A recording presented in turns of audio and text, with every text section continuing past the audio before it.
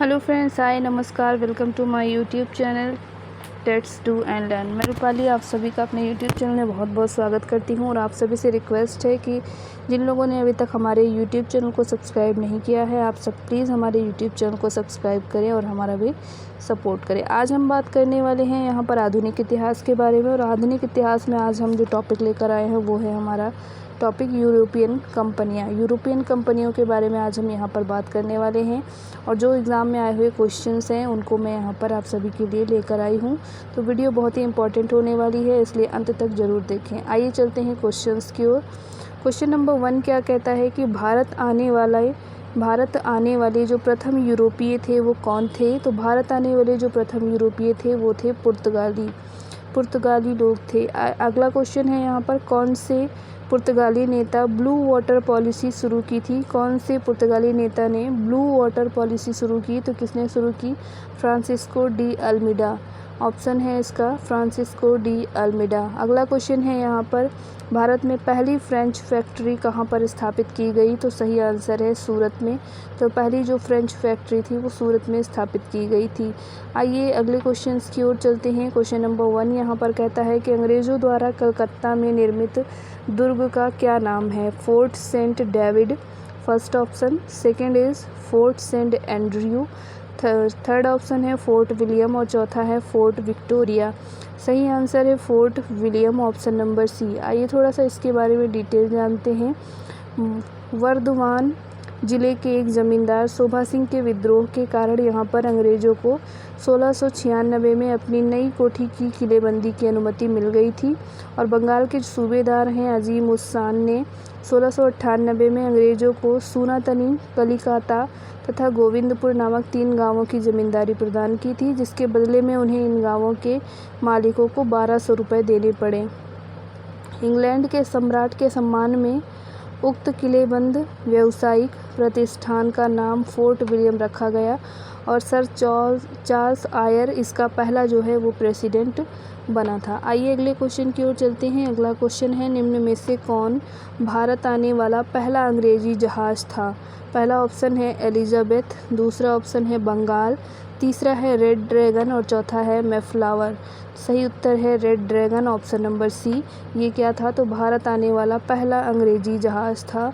आइए इसके बारे में थोड़ा सा डिटेल जानते हैं। तो कैप्टन हॉकिंस के नेतृत्व में हेक्टर नामक पहला अंग्रेजी जहाज़ 1608 में सूरत के बंदरगाह पर आकर रुका था तथा हॉकिंस ही वह प्रथम अंग्रेजी व्यक्ति था जिसने समुद्री मार्ग से भारत की भूमि पर कदम रखा था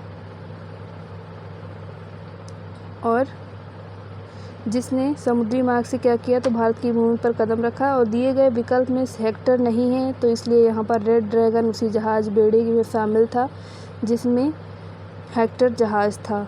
तो इसलिए यहाँ पर प्रश्न के अनुसार जो सही उत्तर होगा रेड ड्रैगन होगा, लेकिन वैसे जो इसका नाम है वो क्या नाम है, तो वो हेक्टर नाम है। तो ऑप्शन जब आएगा तो आप इसको नोट करके देख लेंगे कि क्या है ऑप्शन में।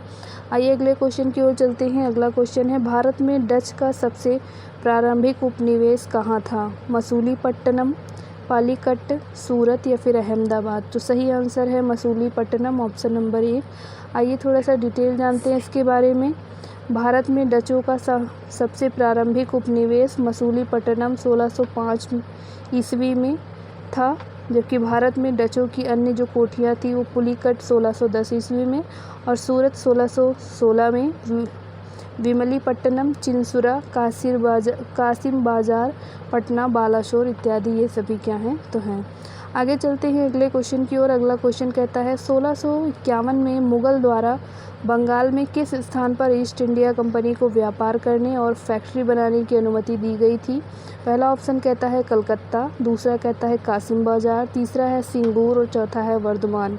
सही उत्तर है कासिम बाजार, ऑप्शन नंबर बी। आइए थोड़ा सा डिटेल जानते हैं इस क्वेश्चन के बारे में। तो 1651 में मुगलों द्वारा बंगाल में कासिम बाजार और हुगली नामक स्थान पर ईस्ट इंडिया कंपनी को व्यापार करने और फैक्ट्री बनाने की यहाँ पर अनुमति दी गई थी। आइए अगले क्वेश्चन की ओर चलते हैं। अगला क्वेश्चन है, अंग्रेज़ों ने निम्नलिखित स्थानों पर जिस क्रम में अपने व्यापार केंद्र स्थापित किए उनका सही कालानुक्रम क्या है। पहला ऑप्शन कहता है कलकत्ता, बम्बई, मद्रास, सूरत। दूसरा है बम्बई, मद्रास, सूरत, कलकत्ता। तीसरा है सूरत, मद्रास, बम्बई, कलकत्ता। चौथा है सूरत, मद्रास, कलकत्ता, बम्बई। तो सही आंसर जो होगा वो क्या है, सूरत, मद्रास, बम्बई और कलकत्ता। ऑप्शन नंबर सी यहाँ पर राइट आंसर होगा। आइए थोड़ा सा डिटेल देख लेते हैं। तो अंग्रेज़ों ने अपने जो व्यापारिक केंद्र खोले थे वो कैसे स्थापित किए। तो सूरत में स्थापित किया था 1613 में, मद्रास में 1639 में, बम्बई में 1687 में और कलकत्ता में 1698 में। आइए अगले क्वेश्चन की ओर चलते हैं। अगला क्वेश्चन है, निम्नलिखित में से कौन सा स्थान भारत में पुर्तगालियों का मुख्यालय था। कोचीन, गोवा, कालीकट या फिर कन्नौर। सही आंसर है गोवा। Option number B. आइए थोड़ा सा डिटेल जानते हैं। प्रारंभ में अल्फांसो द अल्बुकर्क द्वारा कोचीन को मुख्यालय बनाया गया था और 1530 में नीनो द कुन्हा द्वारा सरकारी कार्यालय कोचीन से गोवा स्थानांतरित कर दिया गया। इस प्रकार गोवा काफ़ी लंबी अवधि तक पुर्तगालियों का मुख्यालय बना रहा। आइए अगले क्वेश्चन की ओर चलते हैं। अगला क्वेश्चन है यहाँ पर, अंग्रेज शासक चार्ल्स द्वितीय को किसकी राजकुमारी से विवाह करने के लिए बम्बई दहेज में दिया गया था। हॉलैंड, डेनमार्क, फ्रांस या फिर पुर्तगाल। तो यहाँ सही उत्तर है वो है पुर्तगाल। आइए अगले क्वेश्चन की ओर चलते हैं। अगला क्वेश्चन, पहले थोड़ा सा इस क्वेश्चन का डिटेल देख लेते हैं। तो 1661 में इंग्लैंड के सम्राट चार्ल्स द्वितीय का विवाह पुर्तगाल की राजकुमारी कैथरीन से होने के कारण बम्बई दहेज के रूप में 10 पाउंड के बदले वार्षिक प्राप्त हुआ था। आइए अगले क्वेश्चन की ओर चलते हैं। क्वेश्चन नंबर 8 कहता है, भारत के लिए समुद्री मार्ग की खोज का श्रेय जाता है। किसको जाता है। पहला ऑप्शन है फ्रांसीसियों को, दूसरा ऑप्शन कहता है डचों को, तीसरा कहता है पुर्तगालियों को, चौथा कहता है अंग्रेज़ों को। सही आंसर क्या होगा यहाँ पर। तो क्वेश्चन नंबर 8 का राइट आंसर होगा पुर्तगालियों को। Option number C. आइए थोड़ा सा डिटेल जानते हैं इस क्वेश्चन के बारे में। तो भारत के लिए समुद्री मार्ग की खोज का श्रेय वास्को डी गामा को जाता है और जो कि क्या है, वो एक पुर्तगाली है। यह कालीकट के तट पर 1498 ईस्वी में पहुंचा था और यहाँ के स्थानीय शासक जमोरिन ने उसका स्वागत किया, जबकि स्थानीय व्यापारियों ने उसका क्या किया, तो विरोध किया था। आइए अगले क्वेश्चन की ओर चलते हैं। अगला क्वेश्चन है यहाँ पर, पुर्तगाली यात्री वास्को डी गामा को कालीकट आने पर भव्य स्वागत करने वाला पहला भारतीय राजा का नाम क्या था। तो सही आंसर क्या होगा, इसके लिए ऑप्शन देखते हैं। असफ जाह इस्माइल मुल्क, दूसरा ऑप्शन कहता है देवराय, तीसरा ऑप्शन कहता है जमोरिन और चौथा ऑप्शन कहता है कृष्णदेव राय। सही आंसर क्या होगा, जमोरिन होगा। Option number C. आइए अगले क्वेश्चन की ओर चलते हैं। अगला क्वेश्चन है यहाँ पर, केप ऑफ गुड होप के रास्ते भारत तक समुद्री रास्ते की खोज किसने की थी। Vasco da Gama, Amundsen, Christopher Columbus या फिर जॉन काबोट। सही उत्तर है यहाँ पर Vasco da Gama. Option number A. आइए थोड़ा सा डिटेल जानते हैं। केप ऑफ गुड होप के रास्ते भारत तक के समुद्री रास्तों की खोज वास्को डी गामा ने की थी।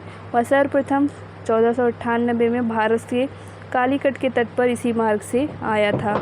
आइए अगले क्वेश्चन की ओर चलते हैं। और अगला क्वेश्चन क्या कहता है, तो ये कहता है कि भारत में सबसे पहले आने वाले और सबसे बाद में जाने वाले पुर्तगाली कौन थे। सबसे बाद में जाने वाले कौन थे, पुर्तगाली, फ्रांसीसी, अंग्रेज़ या डच। सही उत्तर है पुर्तगाली। सबसे पहले आए थे और सबसे बाद में गए थे। आइए थोड़ा सा डिटेल जानते हैं। 1498 में वास्को डी गामा के भारत आगमन के साथ भारत में सर्वप्रथम विदेशी यूरोपियों के रूप में पुर्तगालियों का आगमन हुआ था और भारत के क्षेत्रों में से वे सबसे बाद में गोवा से दिसंबर 1961 में गए थे वो लोग। आइए अगले क्वेश्चन की ओर चलते हैं। अगला क्वेश्चन है, भारत में पुर्तगाली सत्ता का वास्तविक नींव रखने वाला महानतम पुर्तगाली गवर्नर कौन था। अल्मेडा, अल्बुकर्क या फिर फ्रांसिस ड्रेक या फिर वास्को डी गामा। सही उत्तर है अल्बुकर्क। Option number B. तो ये क्या किया था इसने, ये महानतम पुर्तगाली था। आइए इसका डिटेल जानते हैं। भारत में पुर्तगाली शक्ति का वास्तविक संस्थापक अल्बुकर्क 1509 से लेकर 1515 ईस्वी तक था और इसने भारत में एक प्रादेशिक शक्ति के रूप में पुर्तगाली राज्य की स्थापना की थी और इसने 1510 में गोवा जीता और 1511 में मलक्का पर नियंत्रण कर लिया तथा फारस की खाड़ी में हरमुज पर अधिकार इसने कर लिया था। तो ये था आज का हमारा यूरोपियन कंपनियों का डिटेल और यहाँ पर हमने इसके बारे में आज डिस्कस किया। तो उम्मीद करती हूँ आपको वीडियो पसंद आई होगी। वीडियो कैसी लगी कमेंट बॉक्स में कमेंट करके ज़रूर बताएं और आप सभी से हाथ जोड़कर रिक्वेस्ट है कि चैनल को ज़रूर सब्सक्राइब करें और वीडियो को लाइक करें, शेयर करें। Thank you for watching. नमस्कार, जय हिंद। और ऐसी ही जानकारी भरी जीएस प्रिपरेशन के लिए आप हमारे साथ जुड़े रहिए। बाकी अदर सब्जेक्ट की प्रिपरेशन भी मैं यहाँ पर कराती हूँ, तो उन वीडियोज़ को भी आप वॉच कर सकते हैं। Thank you for watching. नमस्कार, जय हिंद।